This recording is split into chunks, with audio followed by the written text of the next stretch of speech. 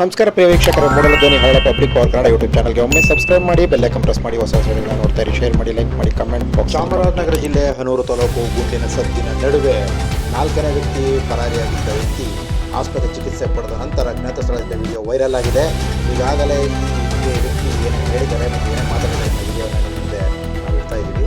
ಹಾಗಾಗಿ ಆತ ಹೇಳಿರುವ ವ್ಯಕ್ತಿಗೆ ಮತ್ತು ಅರಣ್ಯ ಇಲಾಖೆಯ ತನಿಖೆಗಳಿಗೆ ಮತ್ತು ಮುಂದಿನ ನ್ಯಾಯಾಂಗ ತನಿಖೆಗಳು ಕೂಡ ಈತ ಮುಖ್ಯವಾದ ಸಾಕ್ಷಿ ಆಗಬಹುದು ಎಂದು ನಿರೀಕ್ಷಿಸಲಾಗಿದೆ.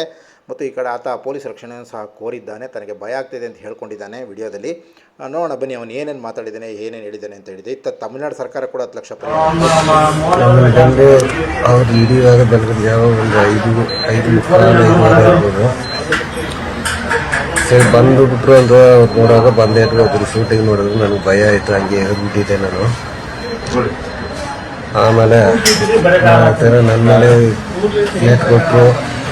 ನಾನು ಹಂಗೆ ಡೌನ್ಗೆ ಎದ್ದು ಓಡ್ಬಿಟ್ಟಿದ್ದೆ. ಏನಾಯ್ತಿದ್ಲು ಒಂದು 5 ನಿಮಿಷ ನೋಡುವಾಗ ಒಂದು ಸೌಂಡ್ ಇಲ್ಲ. ನನಗೆ ಹುಷಾರಿಲ್ಲದೆ, ತುಂಬ ಹುಷಾರಿಲ್ಲದೆ ಸೀರಿಯಸ್ ಬರ್ತಾರೆ ಹೊಟ್ಟೆನ ಹೊಡ್ಕೊಂಡು ಇದಾಗಿದ್ದೆ.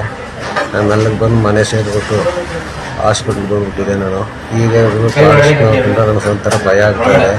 ಇವರು ಎನ್ಕ್ವೈರಿಗೆ ನಮ್ಗೆ ಹೋಟೆಲ್ ಸಾಕ್ಷಿಗೆ ಆಲಿದೆ ಅಂತ ಎಲ್ಲರ ಮೇಲೆ ಹೇಳಿ ಪೊಲೀಸ್ನವ್ರ ಮೇಲೆ ಇದು ಮಾಡ್ತಾ ಇದ್ದಾರೆ. ನಮ್ಗೆ ಅವ್ರ ಕಂಡ್ರೆ ಸ್ವಲ್ಪ ಭಯ ಆಯ್ತದೆ. ನಮಗೆ ಉಸಿರಿಗೆ ಪೊಲೀಸ್ನವ್ರಿಗೆ ಸಾಕ್ಷಿ ಆಗಿರ್ಬೇಕು. ನಮಗೆ ಚಿಕಿತ್ಸೆ ಆದರೆ ನೀವೇ ನೋಡ್ಕೋಬೇಕು.